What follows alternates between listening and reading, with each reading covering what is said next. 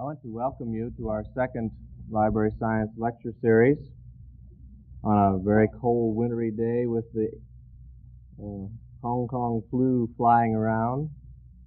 I warned Miss Creddick. I said that we probably won't have a huge crowd today, but I'm sure the ones that will be here are going to be interested. And I think this is the most important thing. Germaine Creddick, or more commonly referred to as Jerry Creddick in circles in Washington, is probably one of our most influential voices in Washington. And as you know, in this day and age, we need a voice in Washington. We also need a voice in Indianapolis, too, according to these latest budget figures and so forth. But we do need a voice from the library profession that is heard. And I think if you folks will think back to the legislation that has been passed in recent years, that this voice has been heard. I think this is the biggest key, that we now have something to do with. We now are being able to do things that we've asked to do before, but there were never any funds available to do. Ms. Creddick is commonly referred to as the most influential lobbyist in the U.S. Congress. I think that she does have, as you hear her speak, you will notice why she is influential. Because she's sincere and she really means what she's saying. Also, I think it's worthy of noting that she does come from Iowa, and she is used to this cool air similar to what we're having today. In fact, she says it refreshes her and makes her more invigorated. So now I'll turn it over to Ms. Germaine Creddick.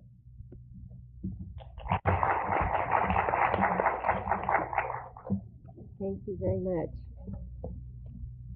It is a particular pleasure for me, and can you all hear me? Am I speaking so you can hear me, so I don't have to strain and you don't have to strain?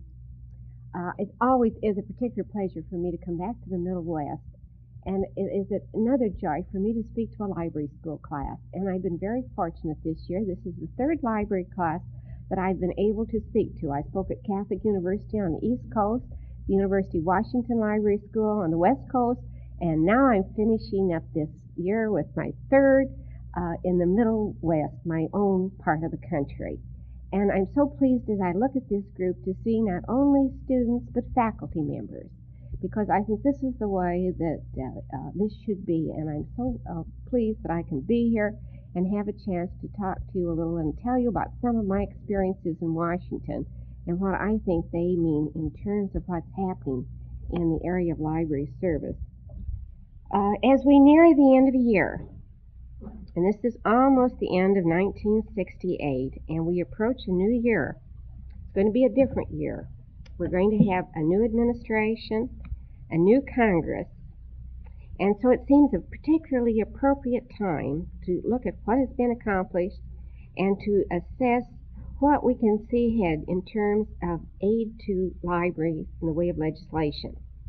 And at this particular point in our history, as we plan legislative objectives, we need to consider the role of the library, not only in providing access to the wisdom of the past, but in carrying out our responsibilities as a vital partner in our educational system, as an institution where every individual in our society can find information and inspiration for personal growth and development. And the role of the federal government in helping to build sound library services at all levels of our government has been slow in developing, but at present is complex and substantial, even though current appropriations are sadly inadequate in terms of needs and actual authorizations. Federal financial assistance for libraries has gone from nothing in 1936 to some $600 million in 1967 for all programs in the library field, according to President Johnson at the time he announced the establishment of the National Advisory Commission on Libraries. I don't have comparable figures for the current fiscal year, but I have prepared an appropriations chart. And I do have copies of all these things that I'm going to be referring to. I'm not going to pass them out now, but I've given them to Dr. Hart, so they will be available for you afterwards. And this appropriations chart, it's 2 pages. Isn't this fun? 2 pages of appropriations for libraries. Now, when you look at this, this is impressive, but actually, the actual appropriations for the 4 major library grant programs total more than $150 million for fiscal year 1969, plus the appropriations for all of the many library-related programs. But this is only about 1/3 of the amount actually authorized by the law. Now, in the brief time we have this afternoon, I won't attempt to give you a history of ALA's legislative program for libraries. I do have with me my little kit of materials that I'll leave with you, a short history of the Washington office and what we do, so that this will give you some idea of what we do. So I'm not going to give you all that background. But I would like to tell you something about our legislative program and how it has gradually developed over the last 30 years as a result of the serious deficiencies that have been found in libraries, school, public, college, university, research, state libraries, all kinds of libraries. And I want to share briefly with you several of the cliff-hanging moments that we have had in the 10 years since I've been in Washington, which illustrate the problems of getting legislation passed and enacted into law, and the changing pattern of federal involvement in the support of library service and the potential for the future. Since we have just gone through a national election and now are in the process of the transitional period from one political party to another, it is interesting to note that in the election in the year 1960, just 8 years ago, we had just gone through one of the most traumatic experiences in the history of library legislation, and had taken a major step forward toward really massive participation by the federal government in the support of rural public libraries. And did you know that 1960 was the year in which the Library Services Act was extended for the first year? President Eisenhower was in the White House, and for the first time, the administration was giving support to the library legislation. Both political parties had included a plank on libraries in their platform statements. The presidential candidates, Richard M. Nixon and John F. Kennedy. 5 years of state activity under the Library Services Act, a program of matching grants to the states for rural public library service, were already showing significant results, even though the appropriations had been below the authorization of $7.5 million annually.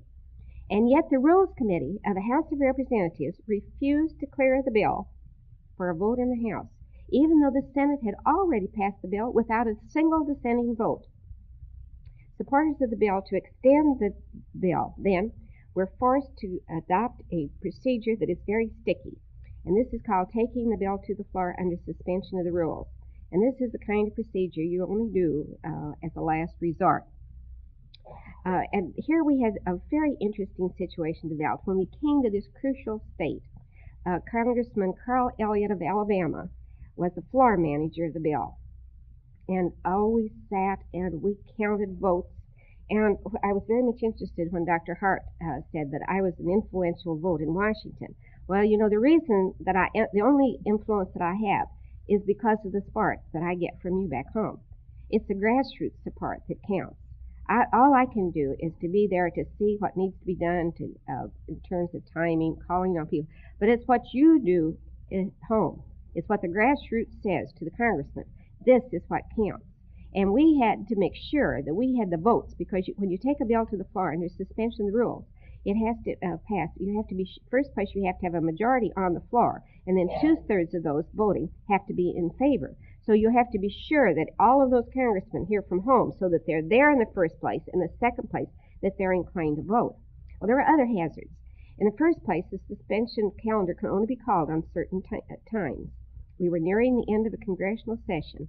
There was only one more possible chance of bringing up the bill in that Congress. Congressman John Fogerty of Rhode Island, chairman of the Appropriations Committee that handled all our legislation, stayed up all night. First place, he'd gone home and gone to bed.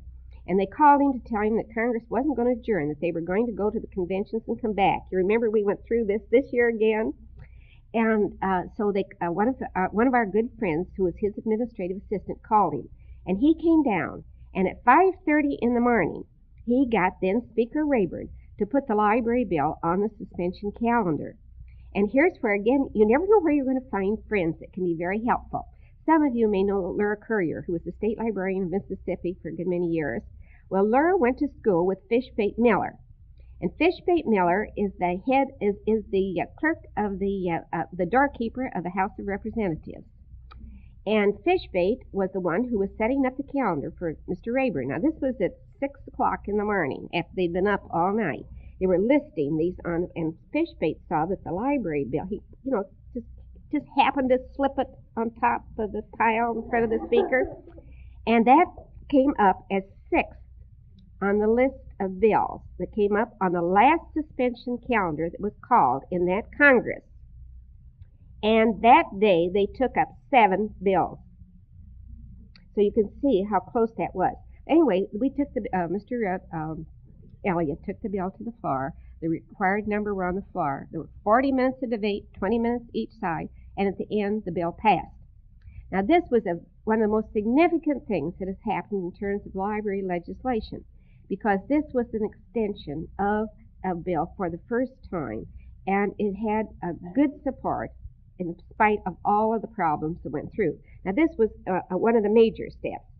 Now, the reason I'm calling this to your attention at this particular time is because in the Senate side, when the bill passed without any opposition at all, Senator Lister Hill of Alabama, who was the original sponsor of the Library Services Act, was the floor manager that handled it. He was the chairman of the Appropriations Committee that handled all the funds for libraries. He was the chairman of the Senate Labor and Public Welfare Committee that handled all legislation. Senator Hill resigned at the end of this Congress. He is now retired. He's no longer in the Senate. On the House side, Mr. Elliott, who was the floor manager then, one of the most powerful supporters of libraries, he was a member of the President's National Advisory Commission on Libraries. Some of you may have heard him at the Kansas City Conference. He was defeated because of George Wallace in Alabama. Mr. Fogarty died. And since I've been, since I wrote this, started all these notes, you may have heard Mr. Nixon's announcement of his cabinet the other day. Well, I almost cried when I came on to the announcement of Melvin Laird of Wisconsin as the new Secretary of Defense, because Mel Laird was the ranking minority member on the Appropriations Committee that handled all of our library legislation, and it was because of him that we got the extra money added for the Elementary and Secondary Education Act Title II this year. Now we've lost that friend. So you see, we really are in a very crucial state at this particular time. I'll go into that a little bit more, a little bit later. But right now, as we're ending this year and getting ready to face the 91st Congress, the question that I'm asking is, who is going to take the place of these leaders in the Congress? Who are you going to be able to find and fire up as active leaders in the Congress in terms of support for library legislation? This is going to make a great difference in terms of what happens in the next few years in support of our library legislation. The next crisis came in 1963 when the Library Services Act became the Library Services and Construction Act. This bill was the pending order of business in the Senate on that Friday of November 22nd when President John F. Kennedy was shot in Dallas. The Senate adjourned immediately. And I will never forget being in the gallery that day and watching what was happening. We had just finished Senator Morris of Oregon, who seemingly has now been defeated, with handling the bill.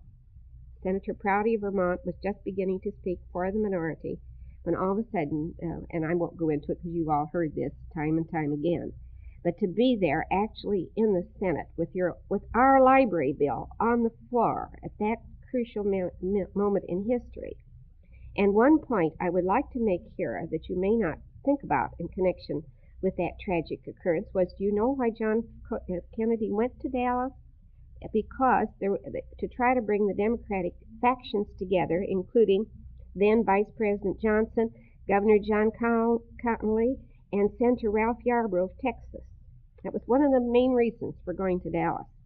And the reason I mention this to you today is that if Mr. Morris is defeated as appears, there is a recount going underway, so the results won't be certain, probably the end of this coming week. If he is defeated, the next ranking member is Senator Ralph Yarborough of Texas. He will become the chairman of the Senate Labor and Public Welfare Committee and the chairman of the Education Subcommittee, probably, that will be handling all our library legislation in the Senate. So that's one piece of history.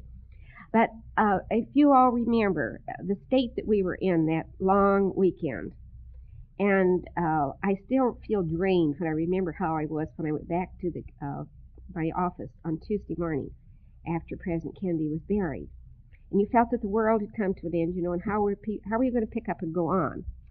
And it was quite a jolt to have the phone ring first thing and say, the library bill will be the first order of business at 12 noon.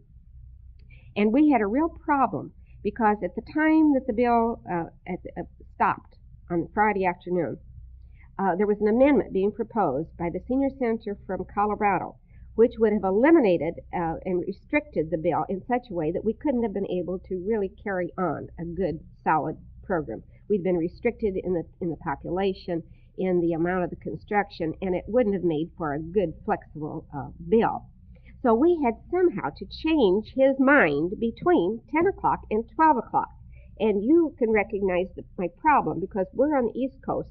Colorado is at two time zones away, or is it three? 2 time zones away.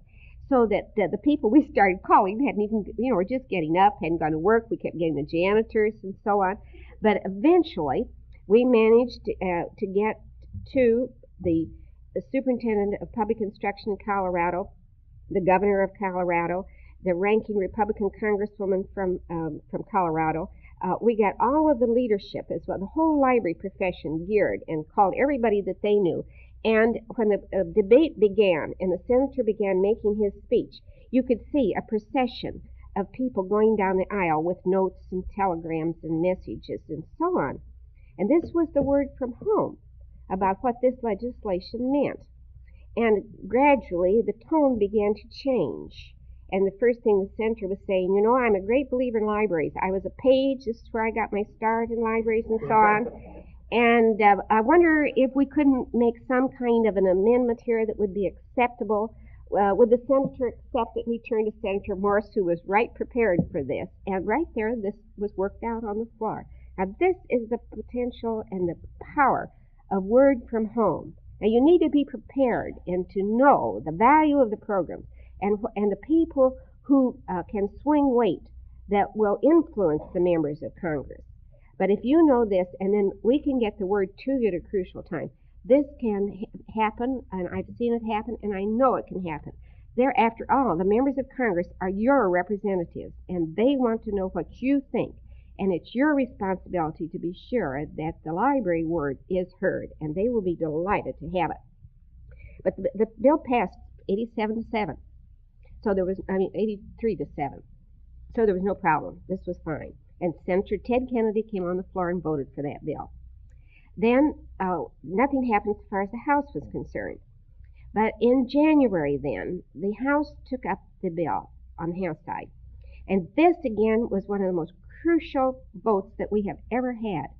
The House of Representatives spent 5 hours of debate on this library bill. Now, this bill, you see, was changing it from a rural bill to an overall public library bill, was adding construction, increasing the authorization. And I always recall during those long hours of debate, when it's up and down and all the things that are said, it was Al Quee of Minnesota, who may very likely be the ranking minority member on the House Education and Labor Committee in this next Congress. Mr. Quee saying, we're not just debating a little library bill today. What we are debating is whether or not the Congress of the United States has a responsibility for the funding of library programs, whether or not libraries are in the national interest. This is the decision we're making today. And at the end of those 5 hours of debate, the bill passed. And for the first time, and at this time, we had the support of the Republicans as a party. The Republican Policy Committee had come out in support of the bill. Now, they had set some restrictions, the same as they were in the Senate side, but they came along, and it was a good bipartisan support, and the bill passed. Now that, again, was another crucial element and shows what is necessary in terms of getting library legislation passed. In the first place, you must have good, sound legislation. It must be something that is in the national interest, because national legislation isn't in terms of just one little segment. It's because the furtherance of that program will advance our national goals. And this is the crucial element.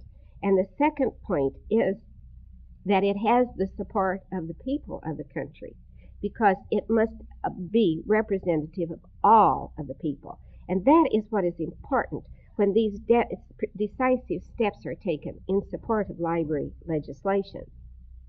Now, in this evolution, as you will have noticed, mostly I've been talking about public libraries, because this is where it was decided the greatest need was, first in rural public libraries, then in order to adequately serve all of the people who come to public libraries, you had to have a flexible bill and call on the resources of the big libraries, so that we had a total public library bill. And since then, we have added aid to institution libraries, interlibrary cooperation, and various elements, because legislation isn't static. Legislation is for people, and it's in terms of the use of a particular time, so that legislation must always be flexible, and you must be able to add amendments to it so it meets a particular need at that particular time. Then, in the Elementary and Secondary Education Act, there's a title which provides aid for school libraries. In the Higher Education and Facilities Act, there is a provision that college and university libraries may be constructed. And I think it's significant that of all of the funds that have been spent since this bill was enacted, $469 plus, $469 million have been spent for the construction of college libraries. Almost 1/3 of the total funds spent for college construction under the Higher Education Facilities Act has gone for college libraries. And these decisions are made by the states and by the institutions, so that this indicates something about the importance of libraries to higher education. Then we have added titles that provide for research in librarianship, for training in librarianship, and the Medical Library Assistance Act is another important piece of legislation. All of these are part of the legislation that add up to the total $600 million that President Johnson was speaking of. Now, all of this has come about because of the growing population, of the recognition of the importance of education and of libraries as a basic part of education, the resolution of the church-state issue, and an acceptance of library service as important to overall education, not only to localities and states, but to the nation as a whole. Now, this is the prologue. Now let's consider what happened in the Congress that just passed. And again, I have a newsletter for you, which, and then I have a chart that lists all of the library legislation that we worked on in this last Congress. And when I think that when I first came to Washington that I was working just as hard as I could, and all we had to be concerned with was one little bill, the Library Services Act, and now these are the bills that we were actively working on in this last Congress, which gives you some idea of what's happening in terms of library legislation. But our biggest problem, it always is, of course, but it was harder last year, was in the area of appropriations. This was doubly so this last year because of the international situation and the subsequent cutbacks in funds for all domestic programs. In terms of actual funding, we came out very well. We stayed pretty close to the level of last year's appropriations, except in the areas of construction. And this was because the administration made the decision that they weren't going to have enough money to do all the things that needed to be done, but they would spend the money for people rather than for things. And this was why there was this tremendous cutback in funds for Title II of ESEA. But it was significant. We only got an increase from $46 million, which is what the administration had requested, to $50 million. But I think you might be interested to know that this was the only increase in the whole HEW appropriations bill that was above what the president had recommended. And this was recommended by Melvin Laird of Wisconsin, who is now going to be Secretary of Defense.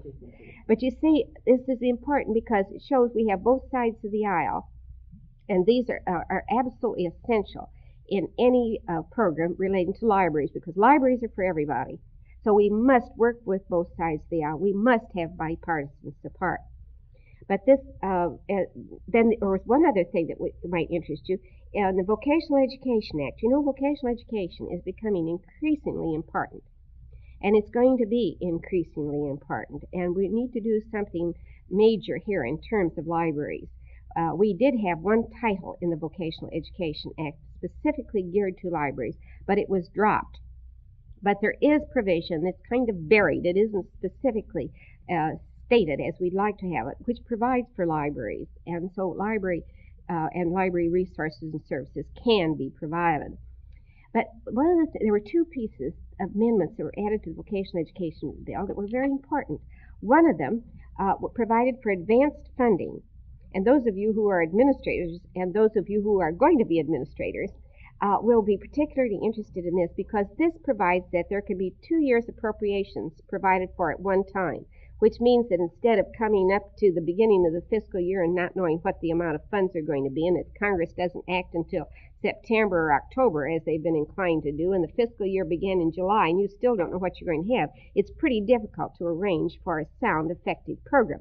This provision, which was enacted, will provide for advanced funding a year in advance so that you will know what level to expect.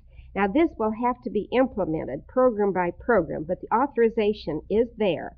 And as the more funds become available for domestic programs, I expect that this will be actually put into operation, and this could have great impact.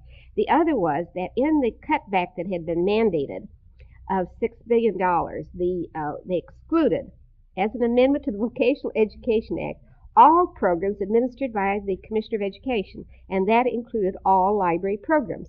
And that is why this year we're going to get construction funds carried over, which we didn't think we were going to get, and why the ESCA Title II program is going to get the entire $50 million. So this was one plus that we didn't expect. There was one other interesting little development. The Higher Education Act was the major piece of library legislation that went through this last year. And this extended the program of grants to colleges and universities for resources. It extended the provisions for training of librarians, and it extended the provisions for research and librarianship. And two new little elements were added.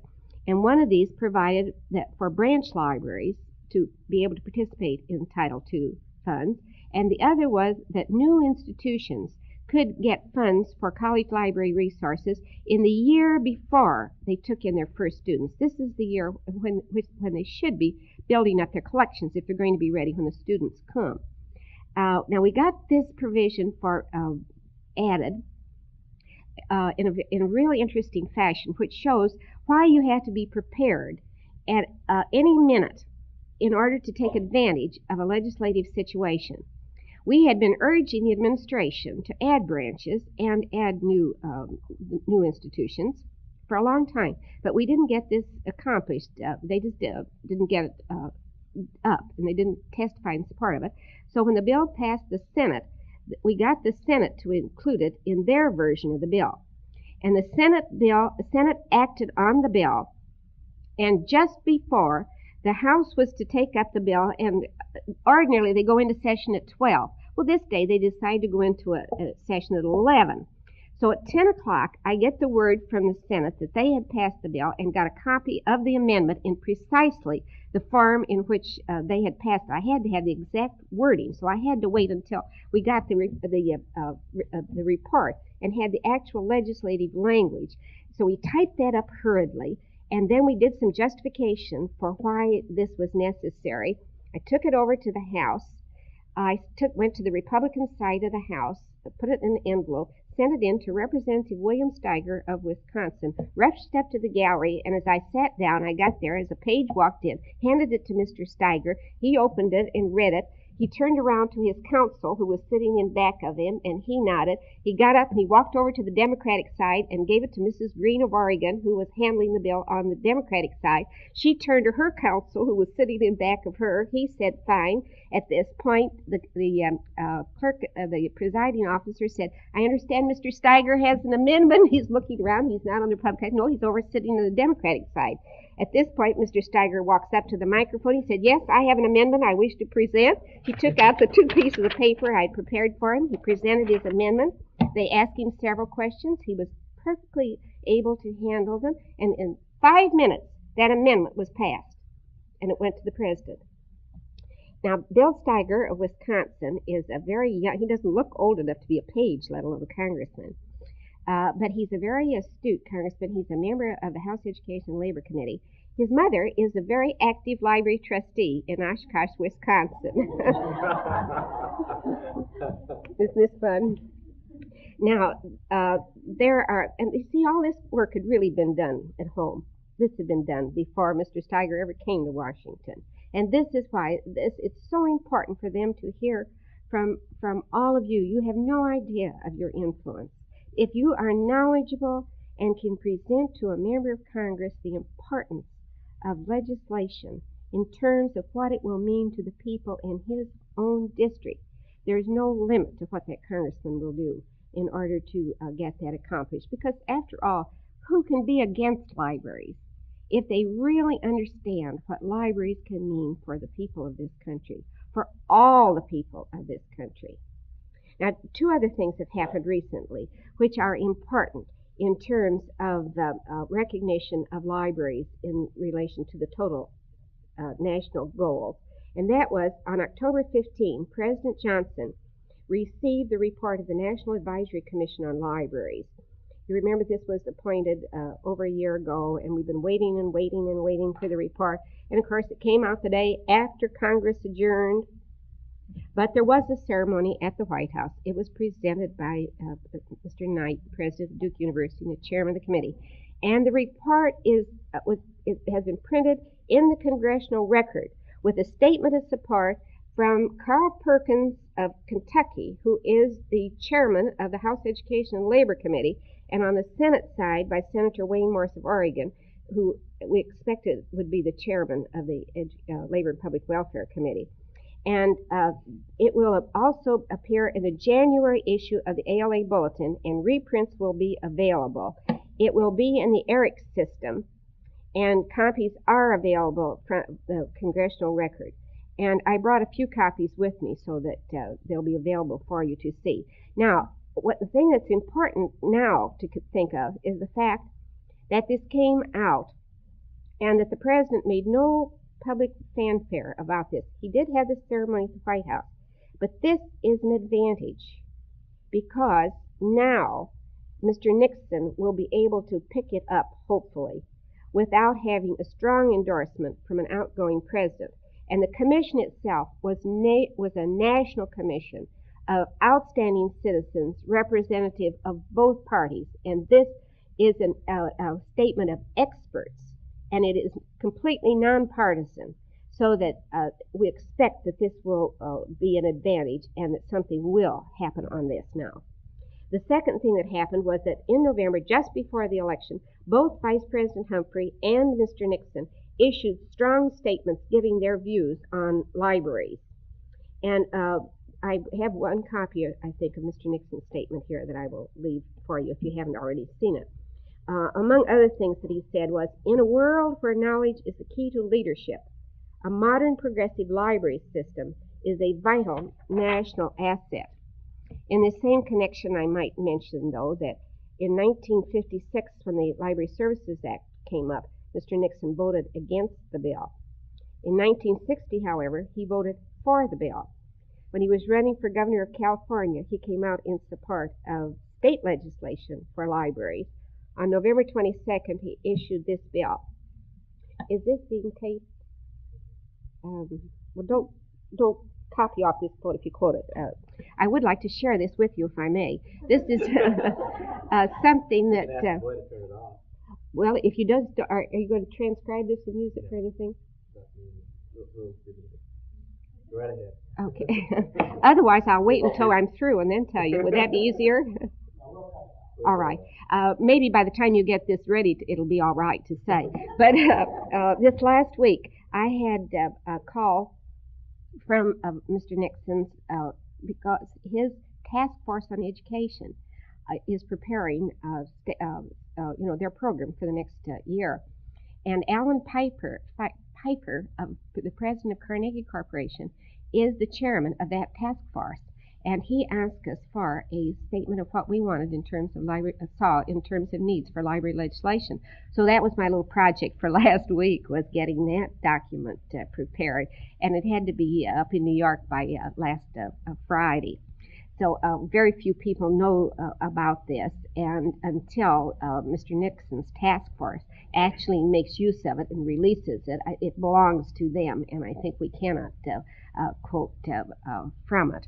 But in it, we talked about the importance of library service as part of education, about the tremendous gaps at every level of legislation, of types of libraries, and the importance of all of these being strengthened if we're going to ever be able to have a really viable national network of library information where the total intellectual resources of this country will be available to all people no matter where they are, but that all of the elements must be strengthened and be a part of it. The need to provide library service not only for those who now come to our libraries, but for those who do not come to our libraries. We must have special aid for our big urban centers, and this is going to take a very special kind of library service and a different kind of training of librarians if they're going to be able to meet these needs and be able to serve those who come to our libraries and those who are not now coming to our libraries, but who need the kind of library service that we must be able to prepare. Now, these are just some of the elements that went into this total document that we prepared and submitted last Friday. Now, there are two or three phrases that are floating around that I think you'd be interested. Now we can go back on the record if you want to. I'll start here. Future federal financing for libraries. Our economy is growing at an impressive rate, while our rising gross national product produces large new revenues which can, if we will it, produce the financial resources necessary to deal with the numerous problems of life in mid-century America. I would hope that substantially more federal funds can be invested in sound library programs. At the same time, we move toward the solution of other crucial national problems. It must be kept in mind, however, that there is a staggering array of other critical deficits. Library aid will be in competition with other important programs, and the level of support will depend largely on the extent to which the informed people of America speak out and demand more resources for library service. We have had, and we will continue to need, the active assistance of such national groups as the National Congress of Parents and Teachers, the American Association of University Women, the Urban League, the Conference of Mayors, the General Federation of Women's Clubs, the American Council of Education, the Council of Chief State School Officers, and the Urban Coalition. They must be made to see how library resources and services are important to the furtherance of their goals. And the factors to be kept in mind, as I mentioned earlier, is that in any time you are discussing federal participation, is that federal programs and federal funds are for the advancement of national goals. And the first priority of funds to projects most closely related to these national goals must be, first, education, help for the culturally and economically disadvantaged, juvenile delinquency, dropout prevention, the crisis in the urban centers, poverty in rural areas, the jobless, and programs which will provide a better life for all of our people. Now, these terms that we, as librarians, anybody who's gone to a library conference or read the library literature knows that cooperation is the word these days. But in addition, we talk about coordination. And this will become increasingly important, and I think it's well that we have already started looking in this area, because one of the already stated purposes of the new administration will be to achieve coordination, and they're talking a great deal in terms of block grants. These will mean funds directly to the states, and the states then will determine how they're going to be used. Now, from experience, I think that this is easier said than done because the categories that are already being funded are there because they have been established as national objectives. And these must be maintained if these other national objectives are to be achieved. So that I think there will be some direct grants to the states because the needs of education at all levels are tremendous. But if these national objectives are to be maintained, and also anybody who's ever worked with the state legislature knows the pressures that come on state officials are tremendous. And they will have great difficulty in being able to maintain programs without being pressured to go one way or another, which isn't going to really help education or library service.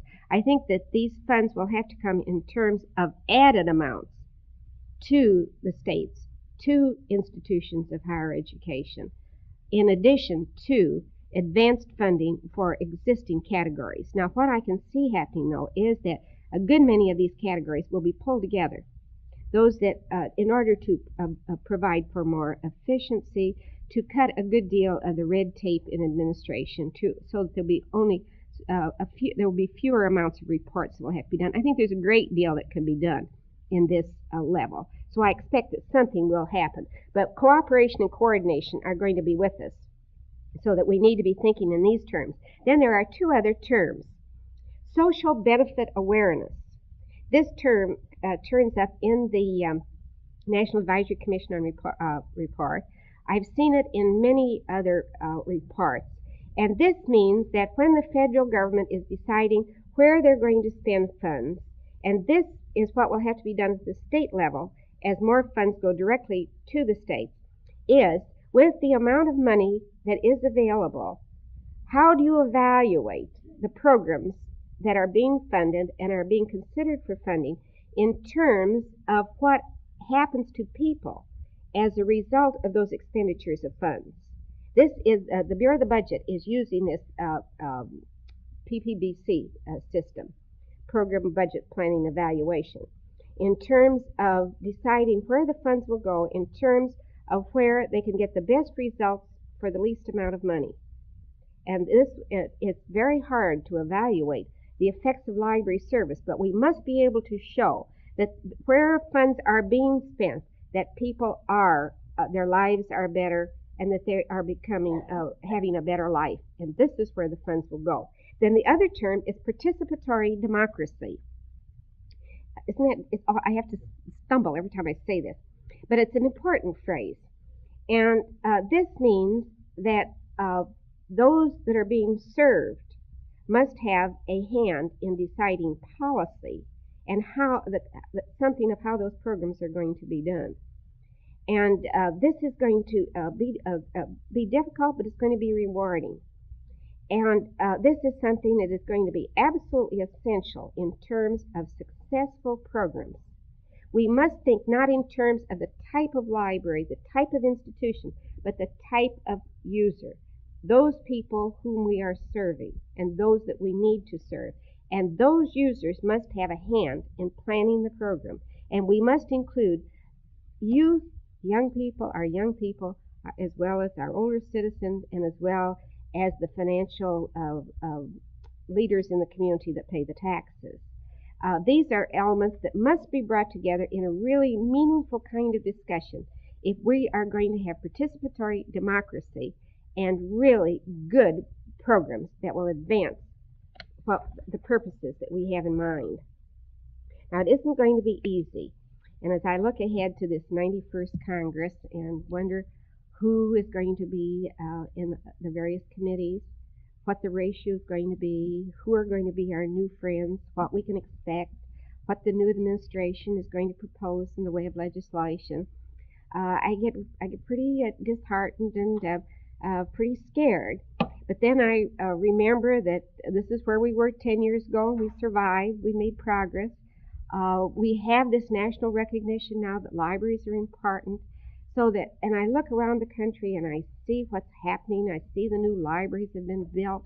and I come to institutions like this where you are growing and there's a great deal is happening and you're having this kind of an institute, this kind of a program, and I see the young people who are going to be the librarians and carry these programs. I know that it's not going to be easy. It's not going to be just simple money rolling in and so on. It isn't. It's going to be difficult, but it's going to be challenging. And I think with hard work, with imagination, with dedication, we will accomplish what must be done if we are truly to obtain the excellence that America demands in nationwide library service, and if we are going to reach our objective of the best possible library service for all the people of the United States. Thank you.